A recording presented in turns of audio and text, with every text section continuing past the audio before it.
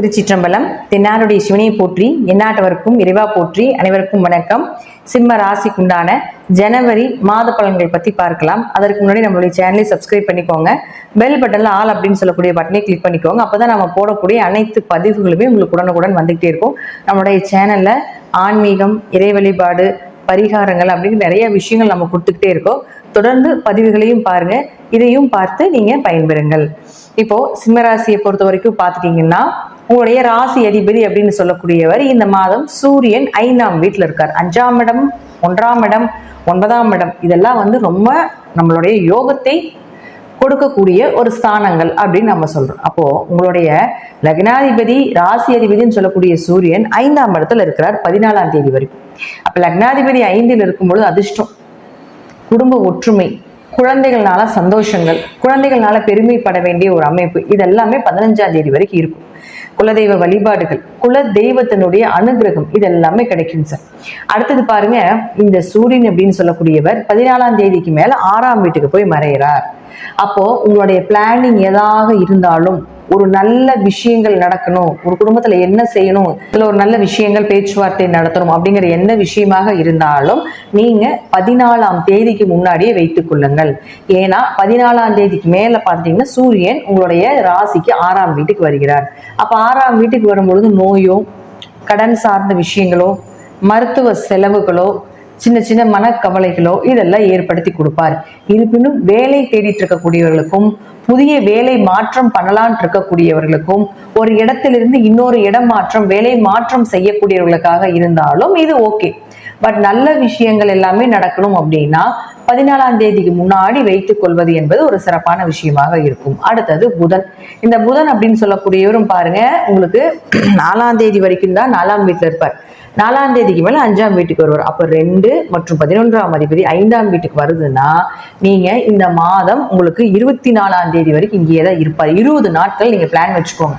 இந்த 20 நாட்கள்ல பணம் சார்ந்த விஷயங்கள், லாபங்கள் சார்ந்த விஷயங்கள், ஒருத்தர்கிட்ட பணம் கொடுத்துருக்கீங்க, அதை திரும்பி வரணும். அதே போல குடும்பத்துல சந்தோஷ பிரியங்களாக இருக்கக்கூடிய ஒரு அமைப்பு, பணம் சார்ந்த பொருளாதாரம் சார்ந்த எந்த விஷயமாக இருந்தாலும் 4ஆம் தேதியிலிருந்து 24ஆம் தேதி அந்த 20 நாட்கள் மூவ் பண்ணினீங்கன்னா கண்டிப்பாக அது உங்களுக்கு சாதகமாக வரும். ஏதோ ஒரு விஷயத்துல எதிர்பார்த்த லாபத்தை விட பெரிய லாபம் கிடைப்பது, திடீர்னு வருமானம் அதிகமாகிறது, ஒரு ப்ரொமோஷன் சார்ந்த விஷயங்கள், ஒரு வேலை மாற்றம் பண்றீங்க, அந்த வேலை மாற்றம் பண்ணும் பொழுது கம்மியான சேலரிக்கு போயிட்டு இருக்கிறீங்க, இந்த இடத்த விட்டு இன்னொரு வேலைக்கு போனா நமக்கு நல்ல சேலரி வரும் அப்படிங்கிற எண்ணமெல்லாம் இருக்கும் இல்லைங்களா? அப்பெல்லாம் இந்த 20 நாட்களை பிளான் பண்ணீங்கன்னா, இந்த 20 நாட்களை நீங்க பயன்படுத்தி வேலை வாய்ப்புகளை தேடினீங்கன்னா கண்டிப்பாக நீங்க எதிர்பார்த்ததை விட நல்ல வருமானத்தை கொடுக்கக்கூடிய ஒரு அமைப்பை ஏற்படுத்தி கொடுக்கும். குடும்ப தேவைகளை பூர்த்தி பண்ணுவது, குடும்பத்துக்கு வீட்டுக்கு தேவையான பொருட்களை வாங்கி கொடுப்பது, அதே போல 11ஆம் இடங்கிறது தீராத நிறைவேறாத ஆசைகள் எல்லாமே 11 தான். அப்போ உங்களுடைய ஆசைகள் எல்லாமே நிறைவேறக்கூடிய ஒரு அமைப்பு, 2ஆம் தாரத்துக்கு உண்டான ஒரு அமைப்பு, இதெல்லாமே ஏற்படுத்தி கொடுப்பார். அப்படிங்கிறது தான் இந்த புதனுடைய இந்த மாதத்துக்கு உண்டான பலன். அடுத்தது சுக்கிரன். சுக்கிரன் பாருங்க, உங்க ஜாதகத்துல 7ஆம் வீட்டுல சனியோடு சேர்ந்திருக்கார். பொதுவா சிம்ம லக்னத்துக்கு, சிம்ம ராசிக்கு 7ஆம் இடம் பாதகம் அப்படின்னு சொன்னாலும் கூட இந்த சுக்கிரன் அப்படிங்கிறது தொழில்காரகன். இந்த தொழில்காரகன் ரொம்ப நமக்கு முக்கியம்.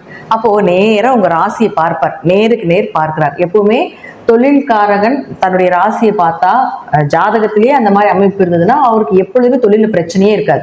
தொழில் நல்லா நடந்துகிட்டே இருக்கும். ஏதாவது ஒரு வழியில தொழில், கெட்ட நேரமே இருந்தாலும் தொழில் முடங்கி போகாம கம்மியான வருமானத்தை கொடுக்குமே தவிர தொழில் ஓட்டிக்கிட்டே இருப்பாங்க. அப்போ இந்த மாதம் முழுவதும் சனி பகவானோட ஆட்சி பலம் பெற்று சுக்கிரன் சனி சேர்க்கையோட சேர்ந்து உங்களுடைய 7ஆம் இடத்தை பார்க்குது.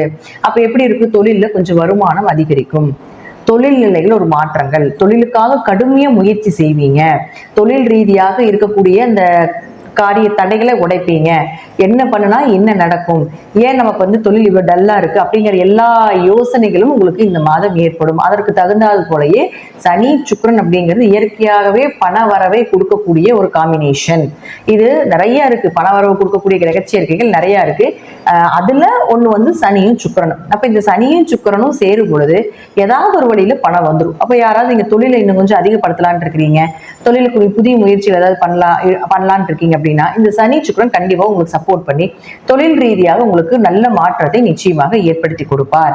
அது மட்டும் இல்லாம உங்களுக்கு அது கர்மஸ்தானம் இல்லைங்களா, கர்மஸ்தானாதிபதி, இது இயற்கையா சனி வந்து கர்மஸ்தானாதிபதி, உங்களுக்கு சுக்கிரன் கர்மஸ்தானத்தை குறிக்கக்கூடிய கிரகம் அப்படிங்கிறதுனால இந்த 2 பேரும் சேர்ந்து இருக்கும் பொழுது குடும்பத்துல உங்களுடைய இந்த காலகட்டங்கள் வழிபாடுகள் செய்யும் பொழுது உங்களுடைய குடும்பத்தில் இருக்கக்கூடிய அந்த கர்மாக்களை, தீய கர்மாக்களை குறைப்பதற்குண்டான வாய்ப்புகளையும் ஏற்படுத்தி கொடுப்பார். ஏன்னா நேர ராசியை பார்க்குது உங்க ராசி, அதனால அதற்குண்டான வாய்ப்புகளையும் நிச்சயமாக ஏற்படுத்தி கொடுப்பார் அப்படிங்கிறதா உண்மை.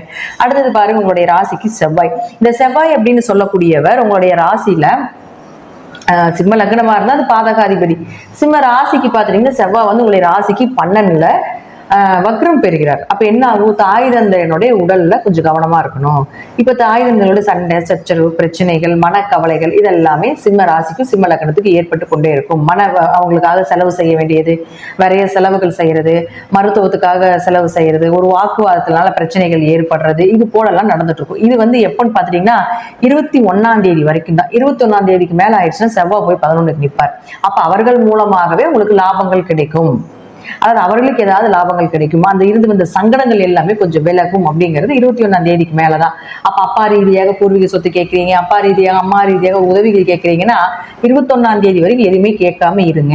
21ஆம் தேதிக்கு மேல மூவ் பண்ணீங்கன்னா கண்டிப்பாக தாய் தந்தையர்கிட்ட ஏதாவது ஒரு தேவைகள் இருக்குன்னா அதை அப்ப பண்ணும் பொழுது உங்களுக்கு அது சக்சஸ் ஆகிறதுக்குண்டான வாய்ப்புகளும் உண்டு. அடுத்தது குரு பாருங்க, உங்களுக்கு இயற்கையாகவே 10ஆம் இடத்துல ரோகிணியில போய் உங்களுக்கு வக்ரம் பெற்றிருக்காரு. அப்ப பிப்ரவரி 4ஆம் தேதி வரைக்கும் அந்த வக்ரம் தான். அப்ப அதனால கொஞ்சம் குழந்தைகள் ரீதியாகவோ அல்லது வெளியே அன்டைம் டிராவல் பண்றதுலயோ கொஞ்சம் கவனமாக இருந்து செயல்படுத்த வேண்டும். பயணங்கள் அலைச்சல் கொஞ்சம் ஜாஸ்தியா தான் இருக்கும். அதே போல நோய் ஸ்தானமும் கொஞ்சம் வலுவா இருக்கிறதுனால, ஏன்னா 6ஆம் அதிபதி தானே சனி, அதனால உங்களுக்கு அதுவும் உங்களுக்கு கொஞ்சம் வலுவாக இருக்கிறதுனால நோய் ஸ்தானத்துல நோய் கொஞ்சம் அதிகமாக தான், அடிக்கடி உடம்பு முடியாம போகிறது எல்லாமே சிம்ம ராசிக்கு ஏற்பட்டு இருக்கும். அதனால அதுலயும் கொஞ்சம் கவனமா இருந்துக்கோங்க. இருப்பினும் இந்த மாதம் சிம்ம ராசியை பொறுத்த வரைக்கும் பார்த்துட்டீங்கன்னா முழுக்க முழுக்க முழுக்க முழுக்க ஏகதேசமா நல்ல ஒரு 60-70% மணி ஃப்ளோ ஆகிறதும் குலதெய்வத்தினுடைய அனுகிரகம் கிடைக்கிறதும் ஓரளவுக்கு சந்தோஷங்களை கொடுக்கக்கூடிய ஒரு மாதமாகத்தான் இருக்குது. அதே போல பணவரவும் ஏற்படக்கூடிய ஒரு மாதமாகவும் இருக்குது. மருத்துவ செலவுகள் இருக்குது, கொஞ்சம் சின்ன சின்ன அவமானங்கள் ஏற்படும், உடம்பு வலி ரொம்ப ஜாஸ்தியா இருக்கும், பயணங்கள் ரொம்ப அதிகமா செய்ய வேண்டிய ஒரு சூழ்நிலைகள் வரும் அப்படிங்கிறதா இருக்குதே தவிர மற்றபடி சிம்மராசிக்கு இந்த மாதம் மிகப்பெரிய யோகத்தை கொடுக்கக்கூடிய ஒரு மாதமாக இருக்கும் அப்படிங்கிறது மாற்றம் இல்லை. இந்த டேட் இந்த 20 நம்ம சொன்னோம் இல்லைங்களா, 4ல இருந்து 24ஆம் தேதி சொன்னோம் இல்லைங்களா, இந்த 20 தேதிகள் மட்டும் கொஞ்சம் கவனமாக இருந்து ஹேண்டில் பண்ணினீங்கன்னா நீங்க கேட்ட இடத்தில் கேட்ட நேரத்தில் உங்களுக்கு நல்ல பண வரவுகளை ஏற்படுத்தி கொடுக்கும். அதீத லாபத்தோட குடும்பத்துல சந்தோஷமாக இருக்கக்கூடிய ஒரு சூழ்நிலைகளும் நிச்சயமாக ஏற்படுத்தி கொடுக்கும் அப்படிங்கிறது மாற்றம் கிடையாது. நன்றி. மீண்டும் ஒரு நல்ல பதிவுல சந்திக்கலாம். இது எல்லாமே உங்க ஜாதகத்துல தசாபுத்திப்படி நான் சொல்லக்கூடிய கருத்துக்கள் சிறிது மாறுபடலாம். நன்றி. மீண்டும் ஒரு நல்ல பதிவுல சந்திக்கலாம். திருச்சிற்றம்பலம், தில்லையம்பலம், ஸ்ரீ நரசிம்மர் சரணம்.